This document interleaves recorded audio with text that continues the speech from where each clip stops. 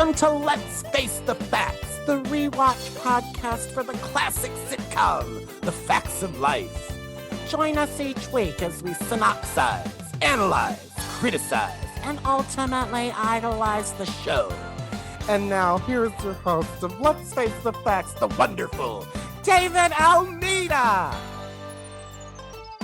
Thank you, Matthew Arter. Welcome back. It's another week, another show. Thank you for downloading and pressing play. This week, we welcome Kevin Kelly. Kevin is a musical theater guy. He sings, he dances, he acts, he does drama, he does comedy.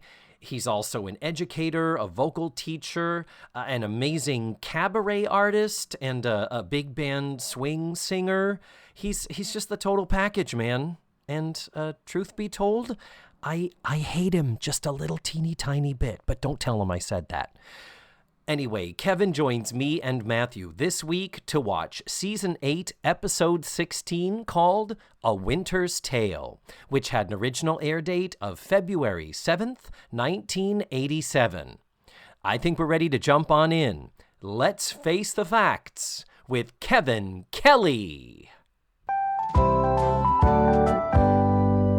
Well, who is this on my Zoom screen? The amazing, multi-talented musical theater virtuoso, Kevin Kelly. Hello. Hello, David. How are you doing?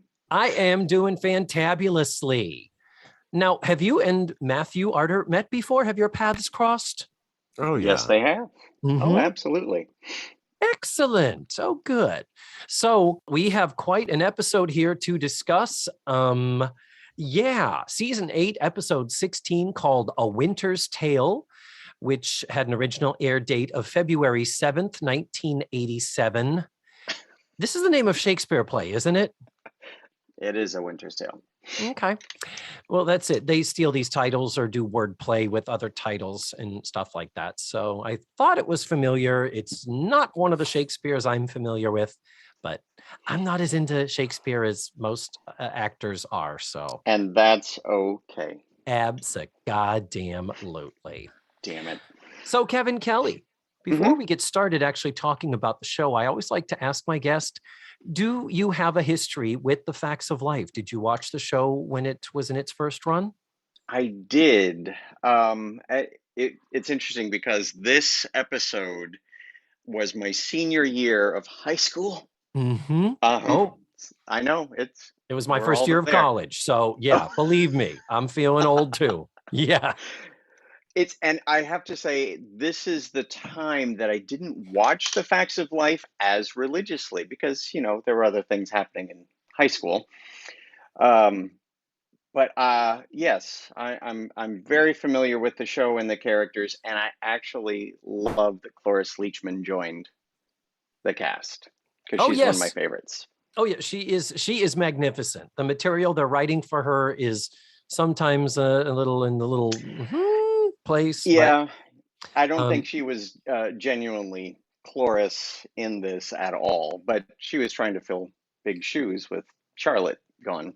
Yeah, and also trying to figure out where does any older maternal woman fit in when, as of the beginning of this season, Tootie is 18. So they are all adult college-age women now, where they likely in real life not be in a situation where they're living with a parent full-time. Right. So again, you kind of think to yourself, why did they think they even needed to at all? Maybe they could have tried a season to see if the four of them could have carried it and kept George Clooney around. Oh, please. George just departed last week and we're still burning black candles, by the way. Oh. Mm-hmm. So you remember these years, the Over Our Heads years, the Beverly Ann, the Crazy Spencer's Gifts, Color Splash Store. Oh, God, yes. Oh, cool. Good. Absolutely. Even that stupid little Scrappy-Doo we've got with, what was his name? You mean Mackenzie Aston as Andy? Andy. Scrappy-Doo. He is the Scrappy-Doo of this show. Oh, my God. That's so funny. We definitely, being of the generation that we are, we're predisposed to hate anytime they add a kid to a show. We always know that's death, yes. the Cousin Oliver syndrome. But truly, he is kind of a extraneous appendage in this show. He doesn't need to be there. And at least they give him something to do. But usually we like Andy. At least his timing and delivery's right. Yeah. He's not like a coached 13-year-old. And to that end, I recommend people look back at season 1 of The Facts of Life and look at Molly Ringwald. And you see that really overly coached style of delivery. That's right. Mrs. Garrett said she was a fucking cunt. And it's like... She did all right for herself, though. Yeah, she did okay, thankfully. All right. Well, to drop some nuts and bolts here regarding the episode, this was written by Bob Underwood. This is the only episode of The Facts of Life that he will write or has written. Previously, he wrote for Charles in Charge and The Twilight Zone.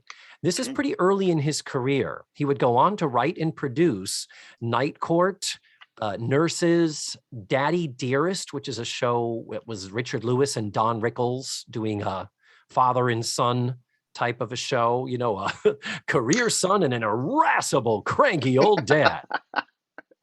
There's a show called Good and Evil, which was a 1991 Susan Harris show, a broad farce about two sisters played by Terry Garr and Margaret Whitten. I don't remember that at all. At all. Nope. And then there was also a show called Malibu CA, or I don't know if it was actually called Malibu, California, but that was a 1998 series where two young brothers from New York City moved to sunny California and the culture shock that happens.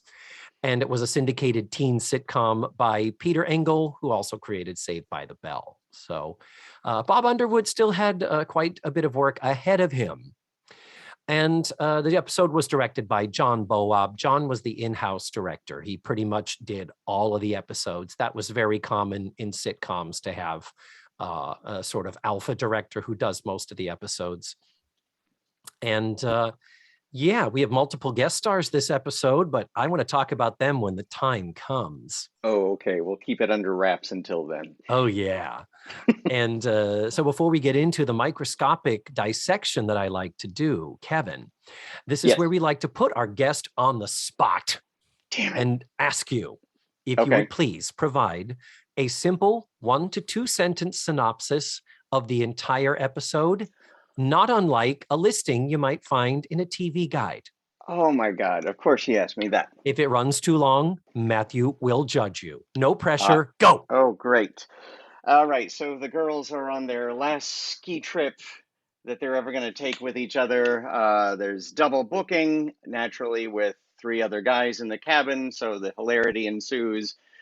And then Beverly Ann comes to save the day to make sure that the girls are not being compromised. Excellent. Preserving their precious virginities. Right. Yes, which is very much like a Golden Girls episode when they traveled, where'd they go, to Cuba or... Oh, Matthew's a Golden Girls expert. They had to share the bathroom with 3 boys.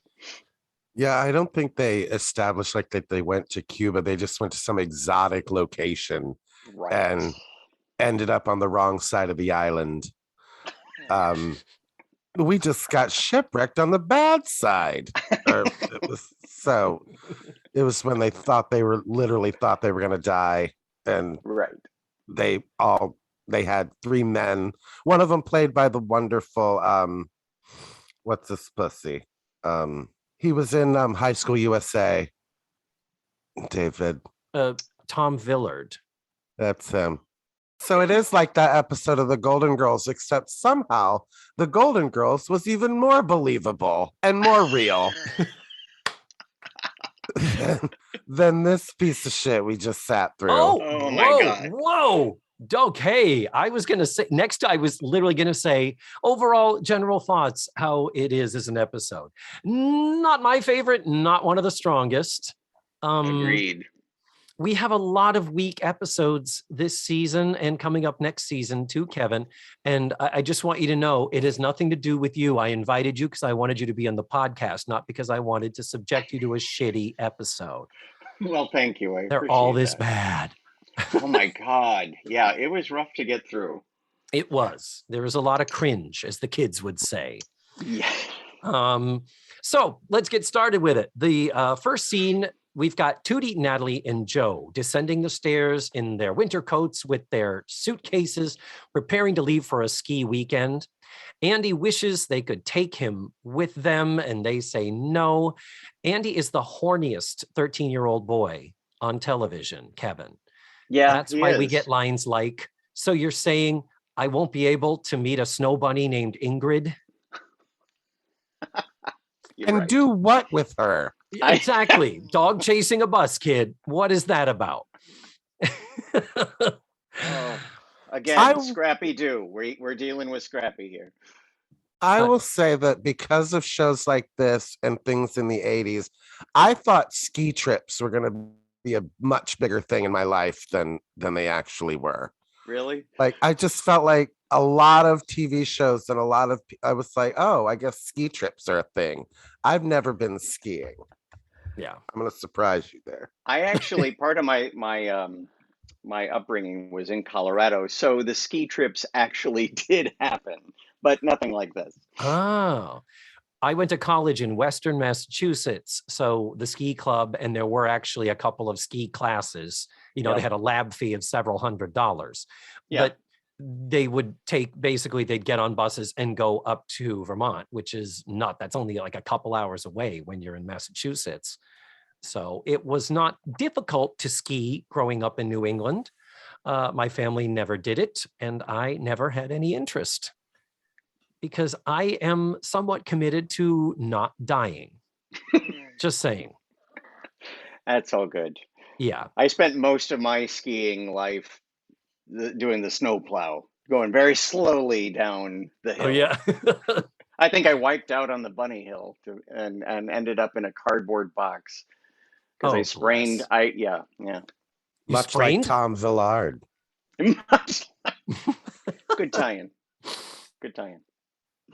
So the scene is not a very long scene. Tootie is taking some pictures that will come back later in a scene that is deleted from the syndicated version. So, Kevin, you have not seen this little scene. What you saw is the version with 3 minutes missing to make more room for commercials. You lucky bastard. Yeah. I guess so. I could only imagine what kind of insights that 3-minute scene would have brought to the show. Oh, you have no idea. Clearly. So Tootie does also say, this is an important trip, and Andy, you also wouldn't be welcome because this is our last time for the four of us to take a trip together on a vacation before Blair and Joe graduate in the upcoming spring. And so it's kind of a last hurrah sort of a friendship trip. So, and yeah, that's nice. That's all fine and dandy. Then next scene, we arrive at the cabin. Now Blair is with them. Blair wasn't with them in the first scene. And no sooner do they arrive and look around the place, dude walks out in a towel. Two towels, to be specific. 2 towels. He had one around his neck, just making sure he didn't show too much. Yeah, well, they showed plenty, believe me, and it was quite lovely. Also wearing a wristwatch. What in the fuck was that? You get out of the shower, toweled off, put on his wristwatch, and then said, "Oh, someone's at the door. I'm just going to wrap my towel around me and go see who it is." Oh, come on. It was in the days of the Swatch.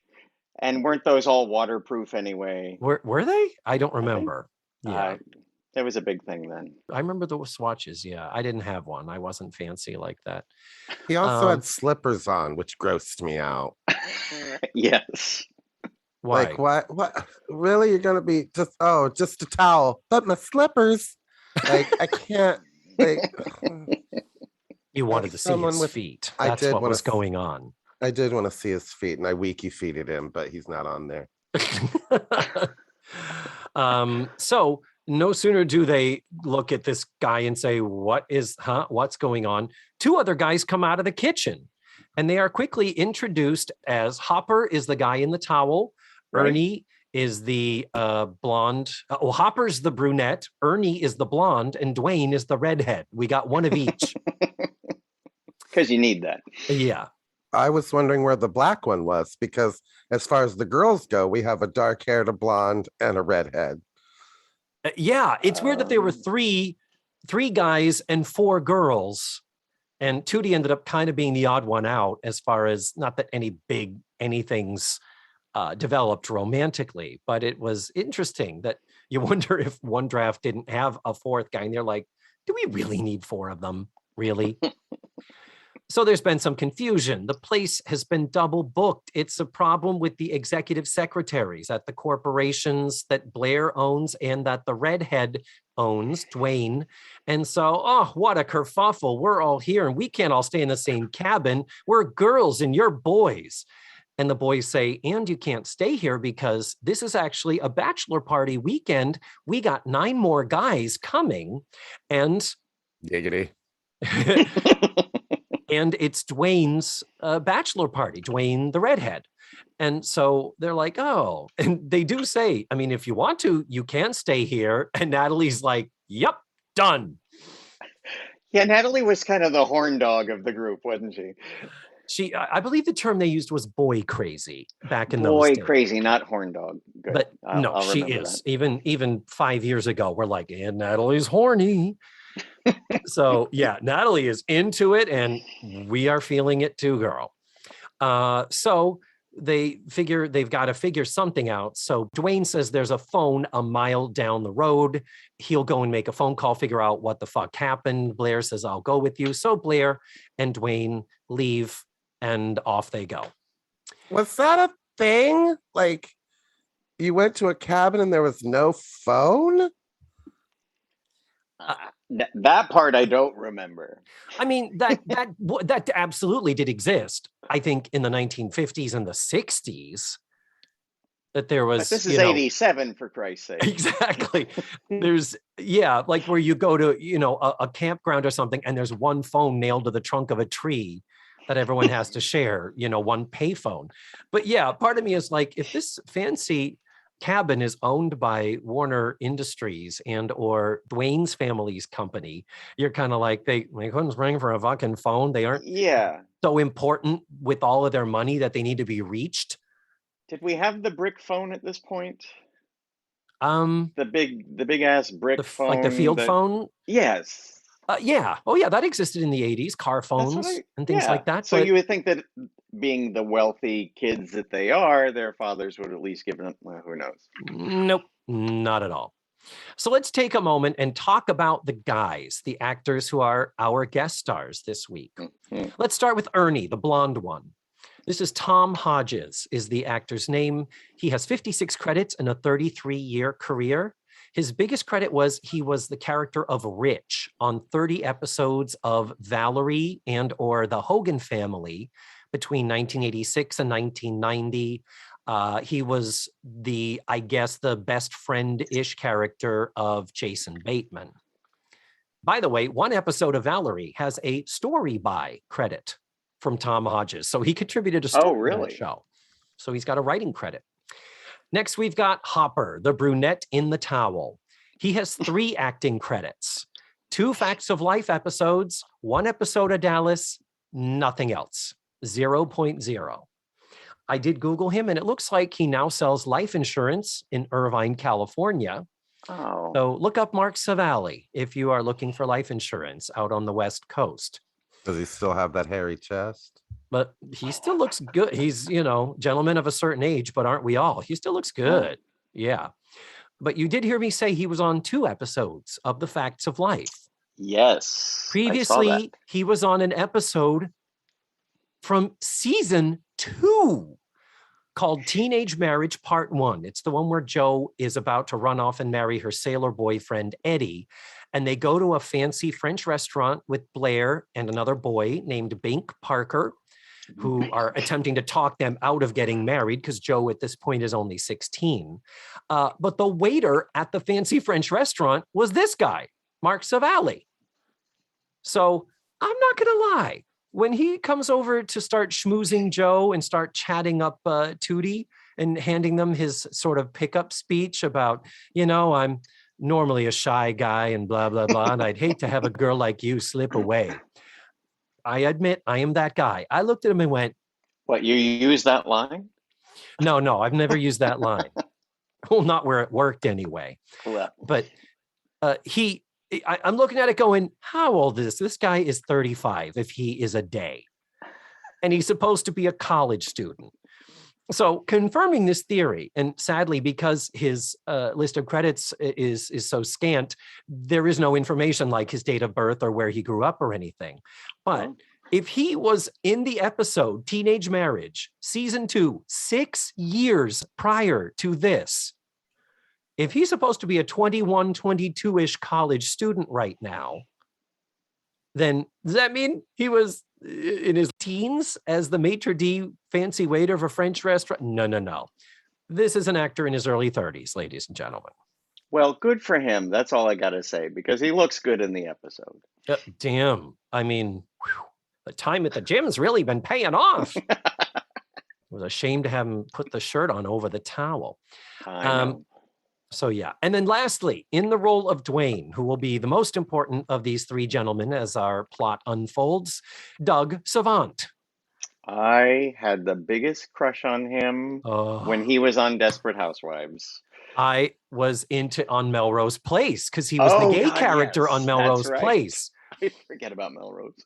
But yeah, Doug Savant would go on to be quite famous and quite successful on television. If you don't recognize him, and I'm sure anybody would. 159 episodes of Melrose Place between 92 and 97. And it was a big deal because I know Billy Crystal was the first openly gay character in a television sitcom in the late 70s on Soap. But there was something about Matt on Melrose Place. I think he was just literally the only openly gay character on TV in the 90s at that point on a regular thing. But he was a pretty big gay icon. Even though we knew he was straight, he was gay for pay, it was still a big deal because representation in the early 90s was still so piddly for us homosexuals. The only other character I can remember is okay, now I can't even remember his name, but he was on Falcon Crest.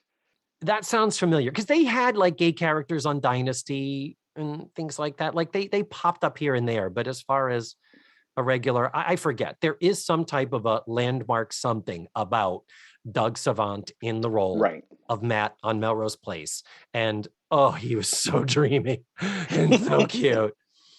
And he is on Wiki Feet, actually. So is he? Oh, Matthew is a happy guy.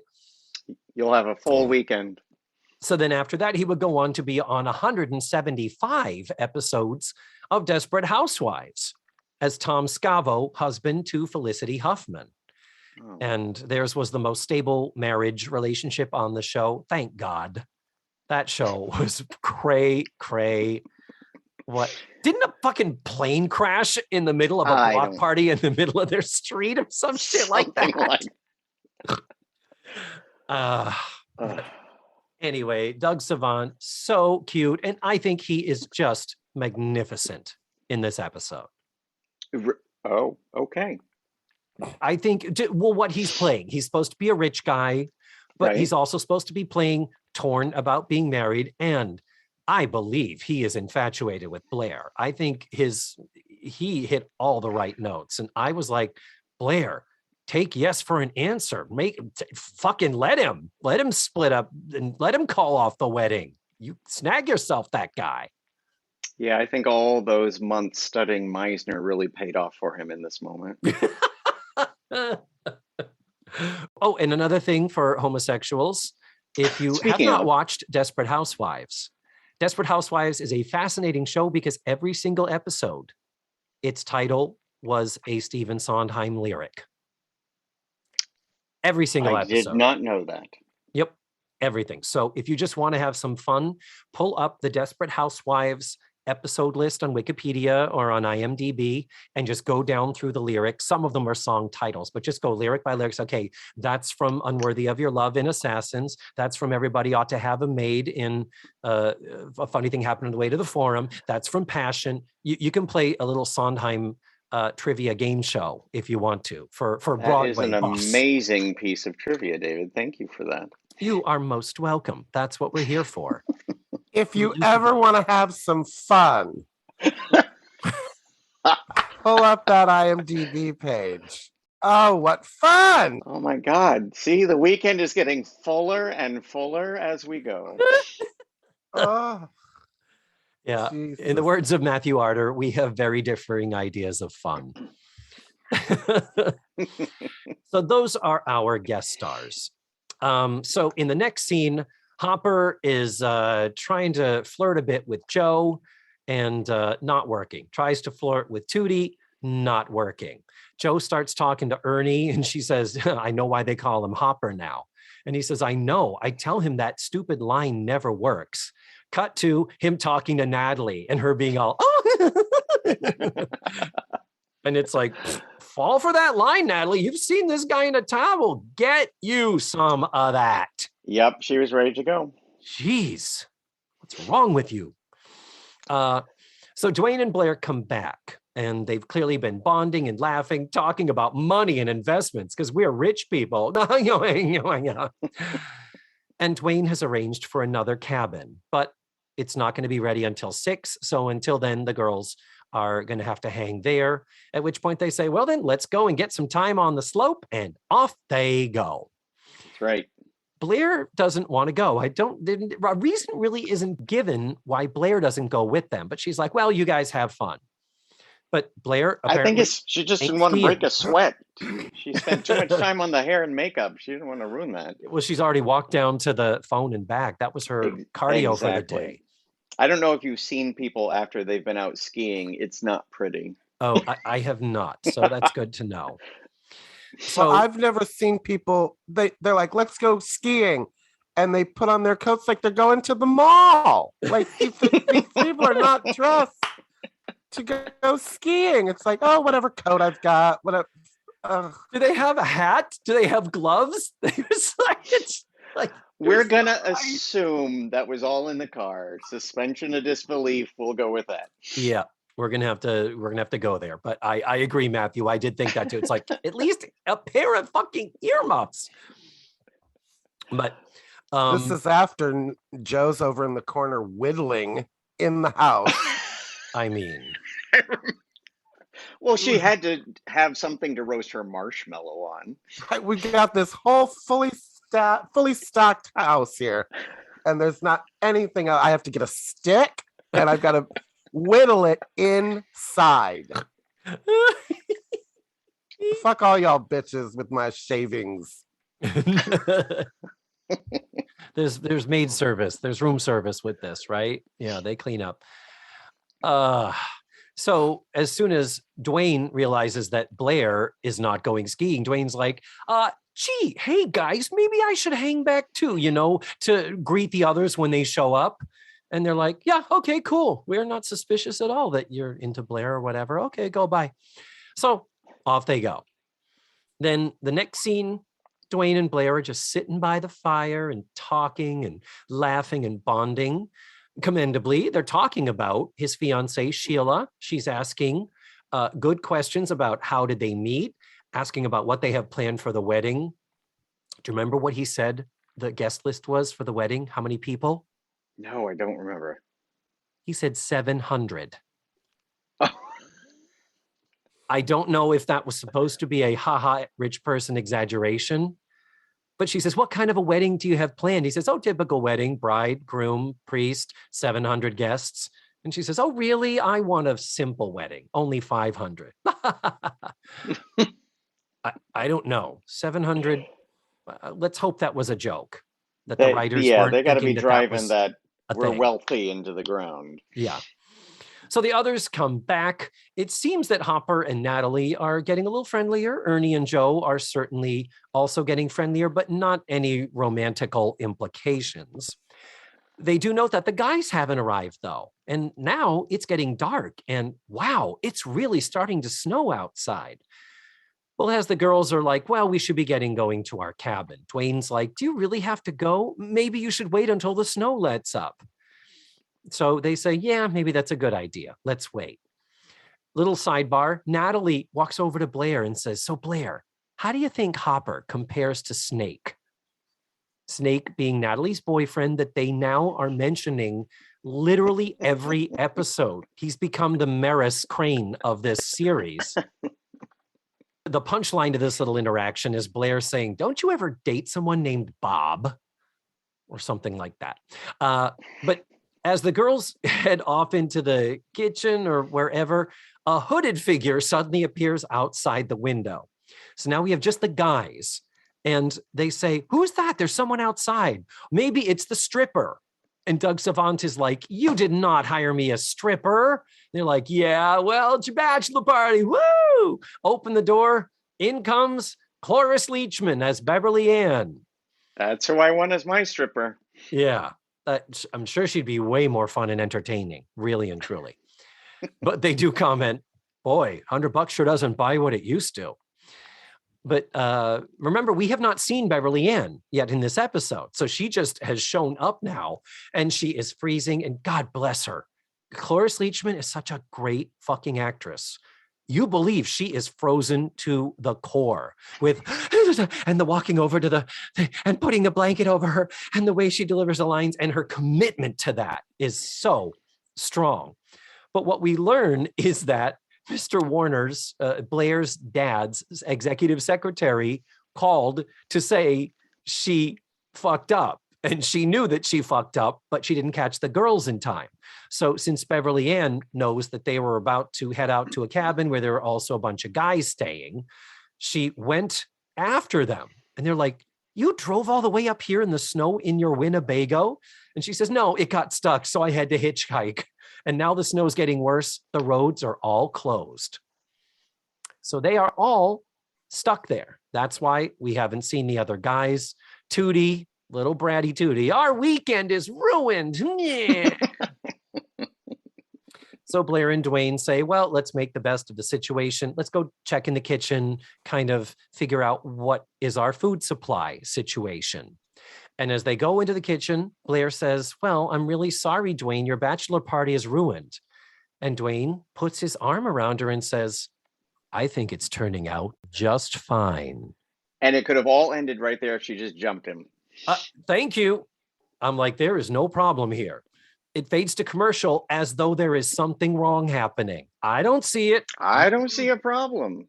Nope, not at all.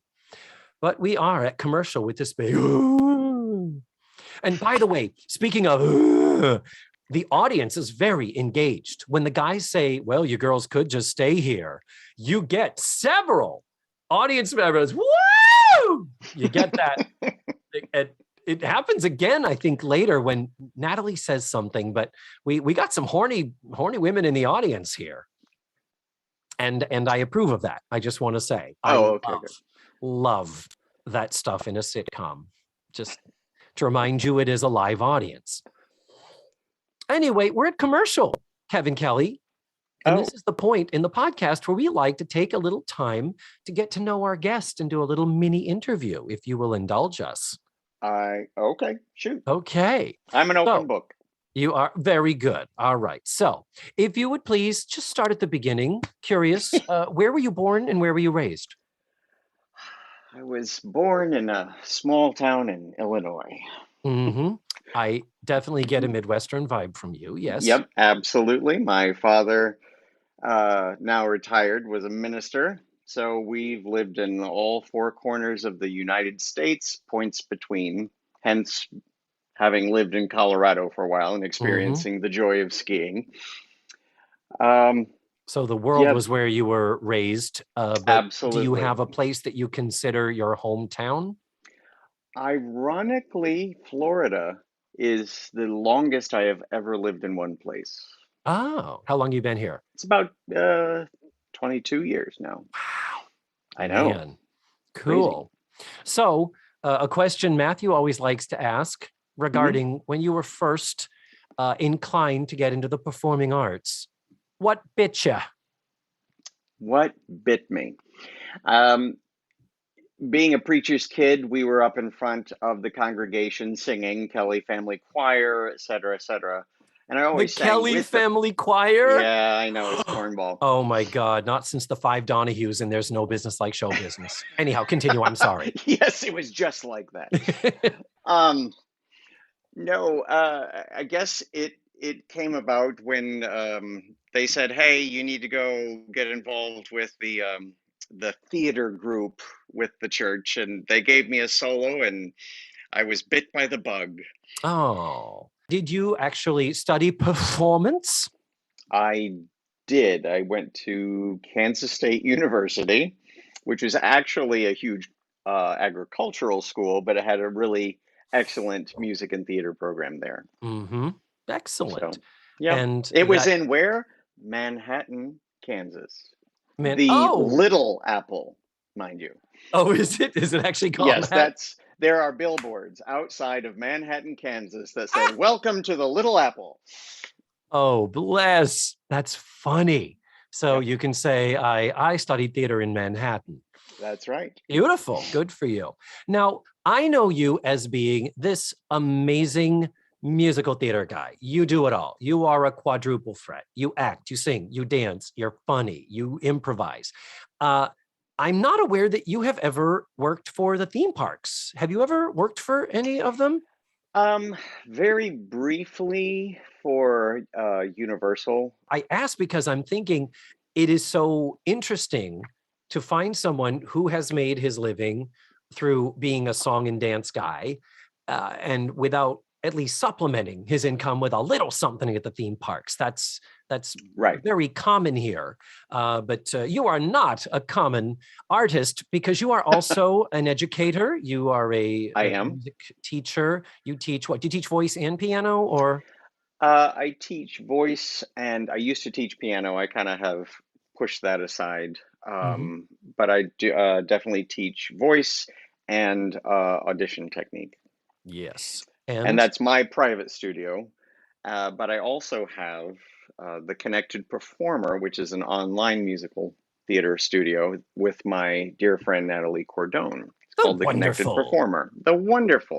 wonderful Natalie. And so the connected performer is what? It is geared towards young professionals just coming out of college from their BFA programs, from their BA programs, whatever, jumping into the deep end into the professional world of acting.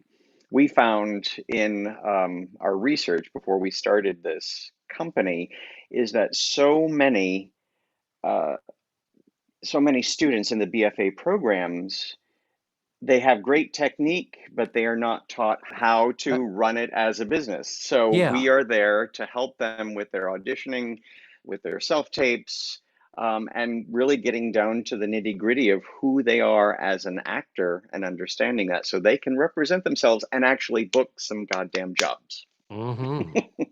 That's it. That's great. And that's the thing. You hear about that so much with people who have studied, like studied, Hmm. and they get out of school and then they don't know what they're doing. They don't know how to go out and find work. Right. They don't know the business of the show business. All they've done is the show.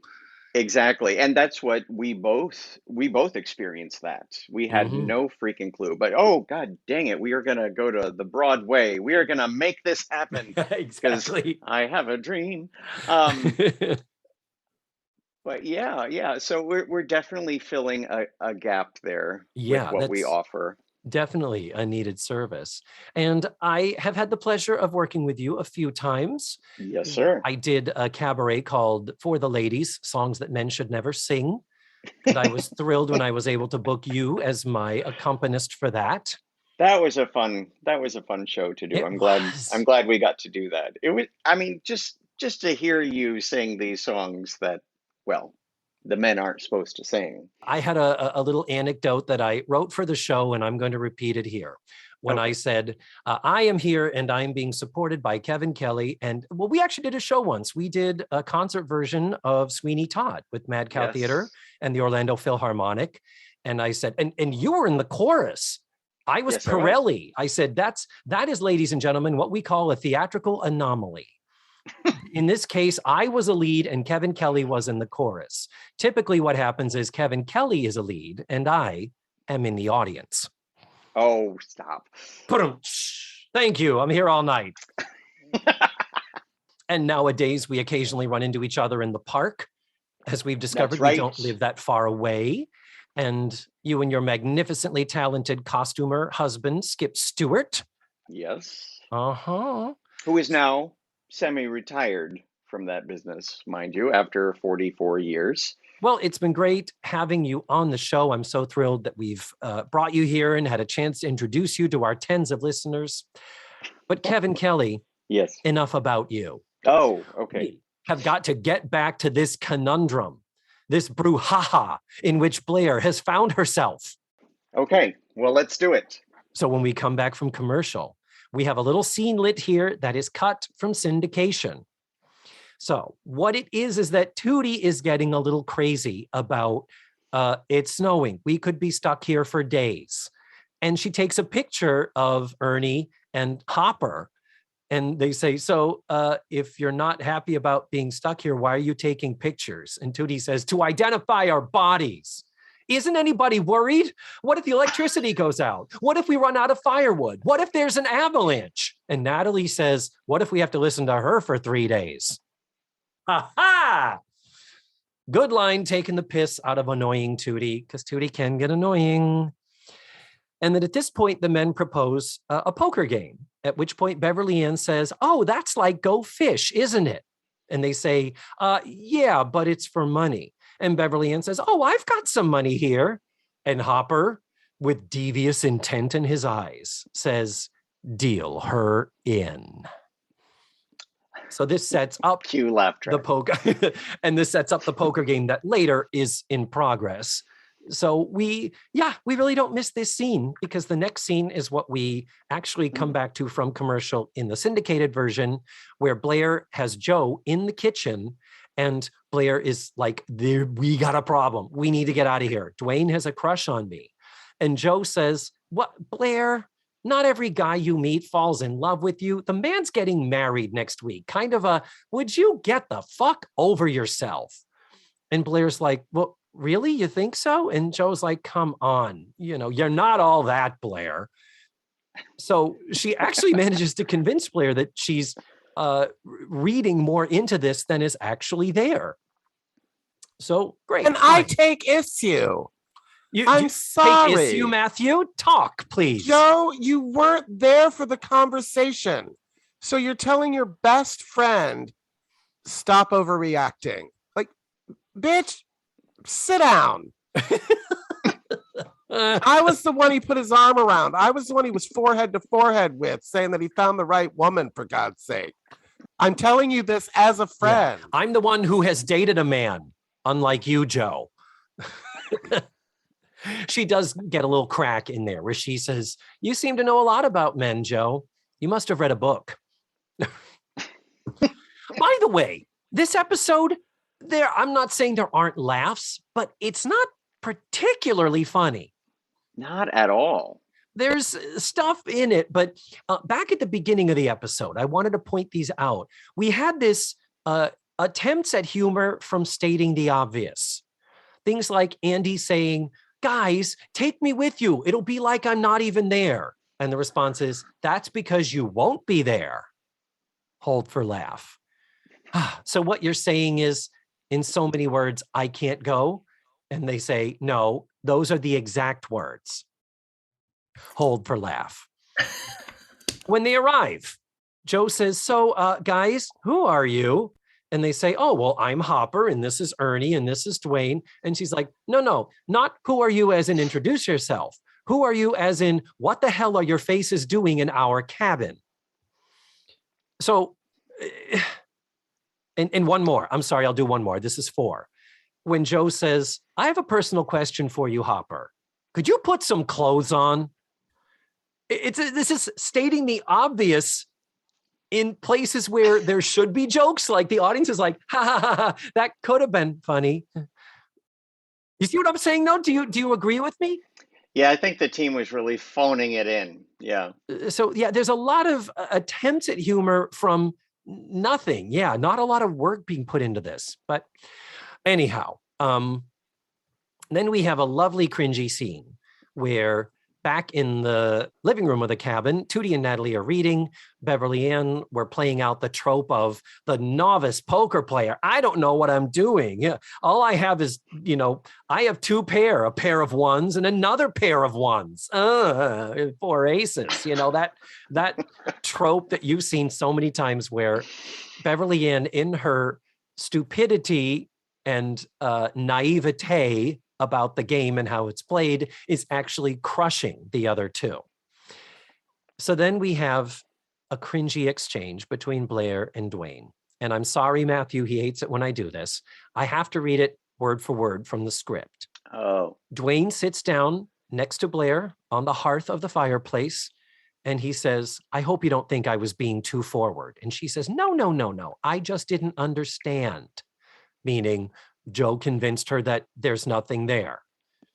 And then he says, but now you do understand? And Blair says, oh, perfectly. I think she even puts her hand on his leg here.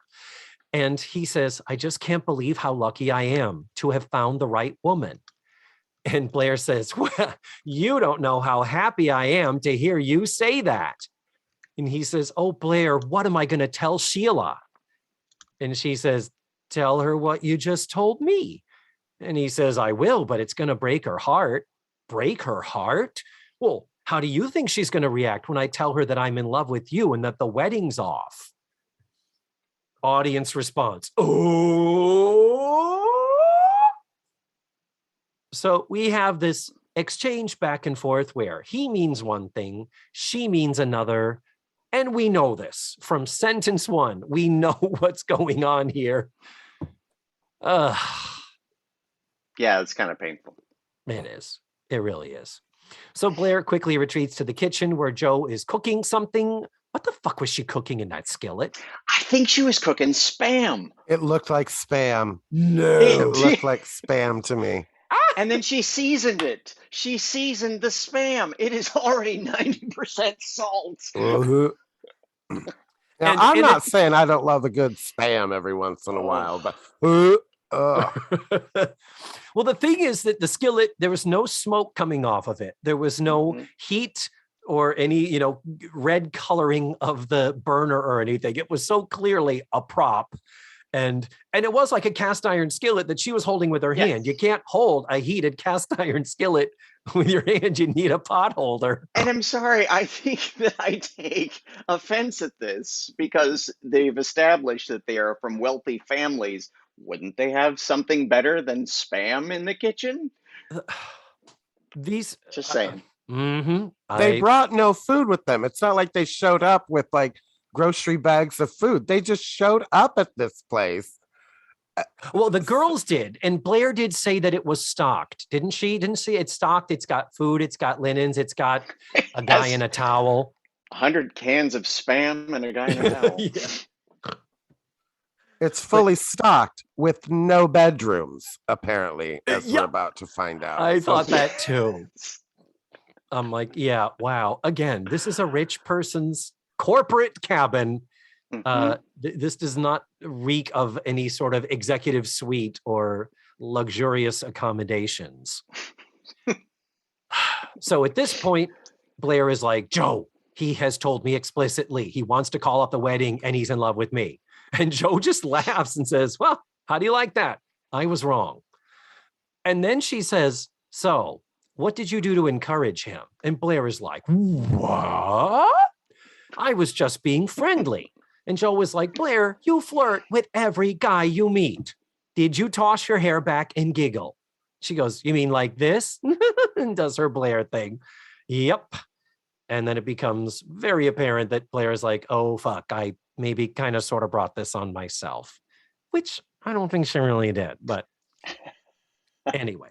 Men are incapable of controlling their sexual desire. So yes, Blair is completely 100% at fault for just being beautiful and kind. That this man is basically throwing his life away for her because he can't control it. The misogyny in this episode is baffling. Oh, and there's more to come, kids. Buckle up, hunker down. The little scenelet cut from syndication as they are preparing for bed. we have the girls piled into one of the sleeper sofas. There are 2 sleeper sofas. This is when it becomes apparent, ain't no bedroom. When they're going off in the other direction, that's just a bathroom. This is like a 1-room cabin with a kitchen. So it just made me wonder where all those 9 men were going to sleep. So Blair is actually setting up on the floor. The other 3 are on the couch, sleeper sofa rather. Beverly Ann is unfolding blankets and doing all that motherly, putting pillows in pillowcases stuff and all that. So as Dwayne passes through the room, he walks over to Blair and says, "Sweet dreams." And they leave. And so the girls are like, what is going on here? And and of course I'm thinking, she hasn't talked to, she did when he put his arm around her before the commercial. Why didn't she say, "Oh, wow, I'm sorry. You are totally misreading this situation. If I'm reading the situation right, you putting your arm around me, I think implies that you are romantically interested in me. Call me fucking crazy." You're crazy, but you're right. Yeah. So anyway, the girls are like, "Wait, what was that about? What's going on?" And I shit you not, Joe, because she already knows and is amused to no end by Blair being in this conundrum, she turns to Blair and says, "Sing out, Louise." Because that's something Joe would say.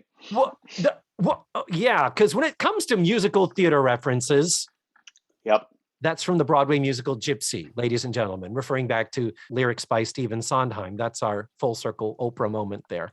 But Joe? There is actually another musical theater reference here just because of the hanging of the sheets between to divide the 2 sleeper sofas. 7 Brides for 7 Brothers? No, this is movie musical. Summerstock. Marjorie Main sits on one side of the sheets that separate the men and the women in the barn. That's right. Judy Garland and Gene Kelly. Gene Kelly. Mm-hmm. Yep. All right. I didn't even think about that, but you're totally right. Yeah. So that's what the scene is that's cut. And the only reason I brought it up was because of that stupid sing out. What? Thank you, middle-aged vaudevillian writers in the writer's room. Then the next scene. We are panning across the set at night. Everyone is asleep. It is dark. We go from right to left. We start with Dwayne and Hopper in bed together. Hot. Giggity. That was hot. Ernie is sleeping on the floor. Then we have this clothesline of bed sheets, as you mentioned, separating the room. Because it is impossible for men to sleep in a room with other women without raping them. So we have to establish that these adults have to fucking put a curtain up between them. They can't even watch each other sleep because those girls are going to wake up in a bukkake scene. No. No.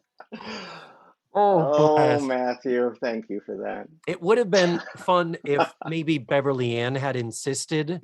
That could have been something I could have maybe gotten behind, where they just went, "But Beverly, come, okay, fine. Put the sheets up, fine." And Blair, you ain't getting laid in that sister wives nightgown you're wearing. Oh my God, yes. What was that? The fuck was that? So continuing our pan across to give us the landscape of this scene. Yes. Oh, yes. Ernie is on the floor and next to the sheet. And then on the other side of the sheet is where Blair is on the floor. And then to her left are the other 3 girls in the sleeper sofa. Beverly Ann is in a chair back behind them up near the window.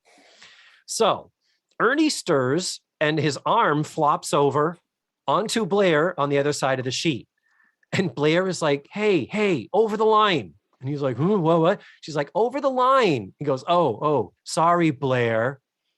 Well, Dwayne, here's that Blair is on the other side of that sheet. And he's like, hey, Ernie, I think you'll sleep better up here. Okay. And so they swap positions. And again, the audience, woo!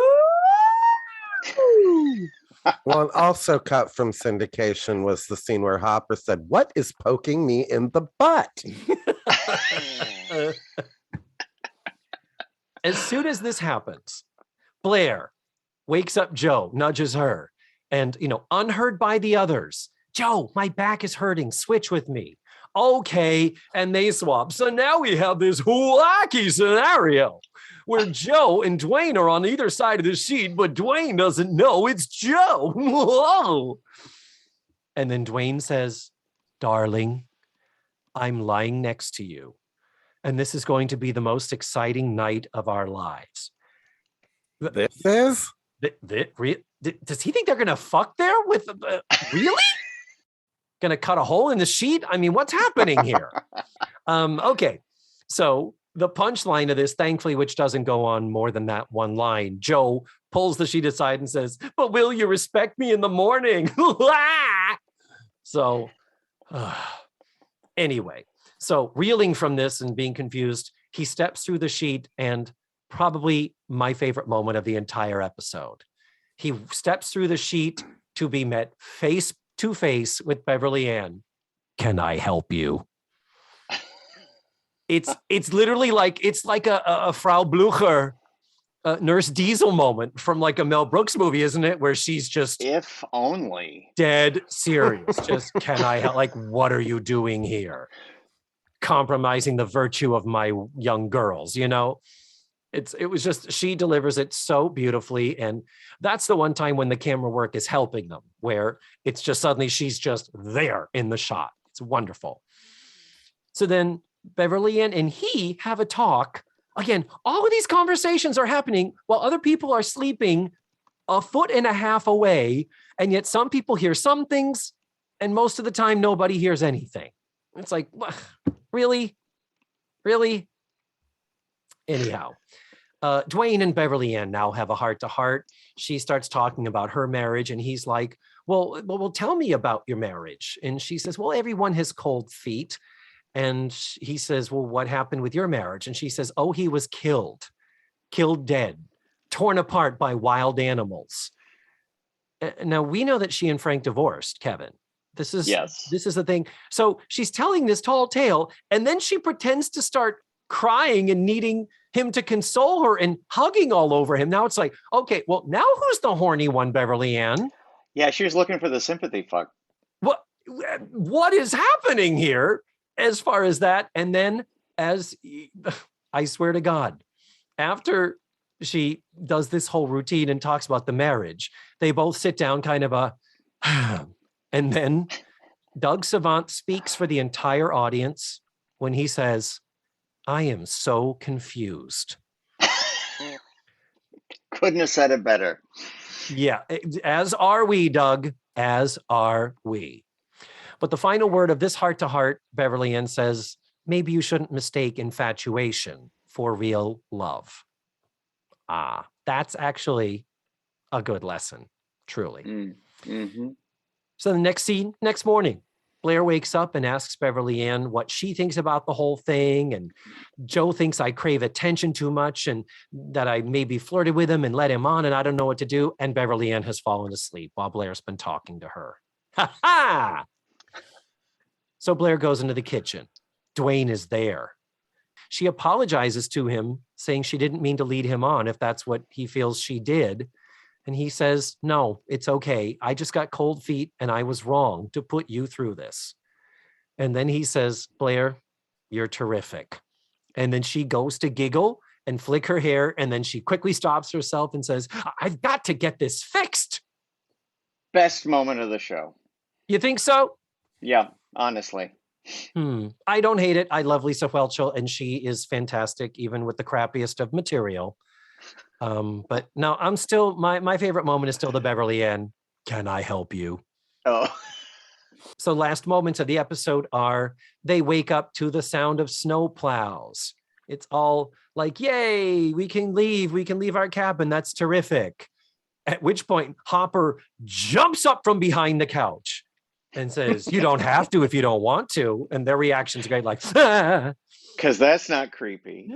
No, not at all for a 35-year-old man to be creeping on some teenage girls.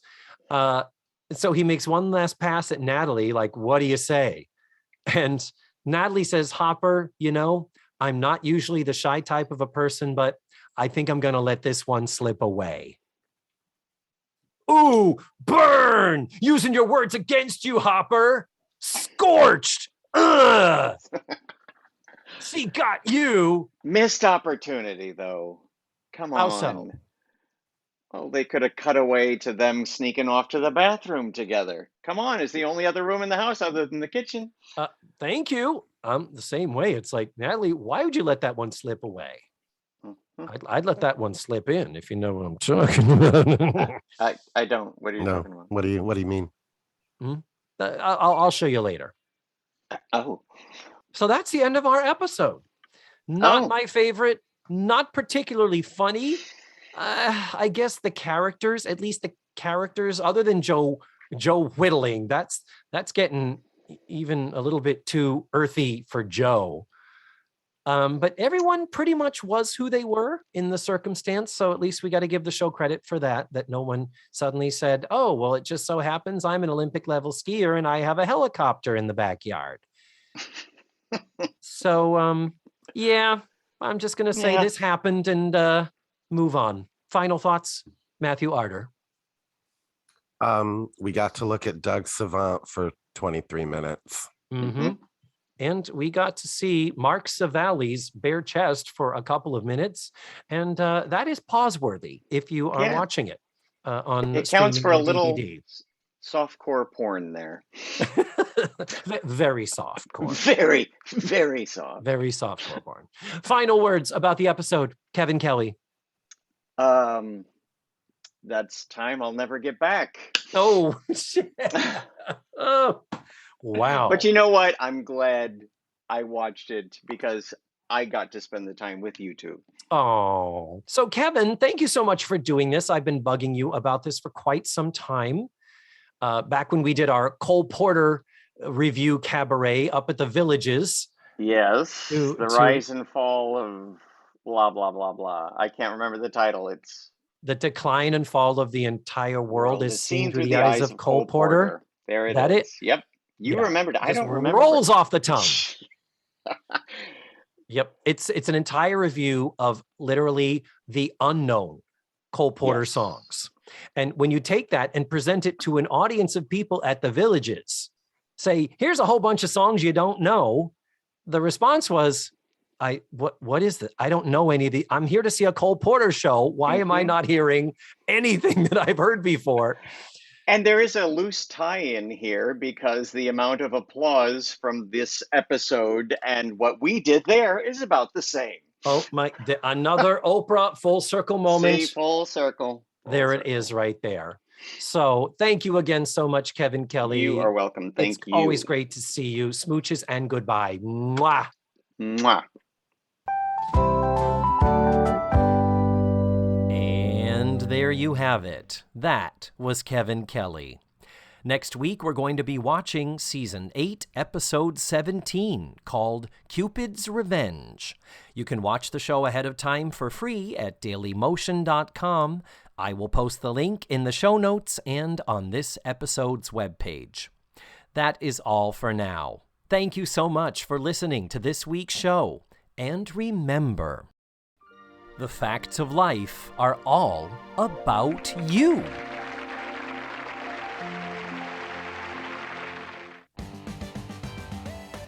Let's Face the Facts was created, produced, written, hosted, and edited by the wonderful David Almeida. Our theme song was beautifully arranged and recorded by Ned Wilkinson. Please visit FaceTheFactsPod.com for supplemental photos and videos, links to social media, and ways that you can support the show. And don't forget to subscribe, rate, and review.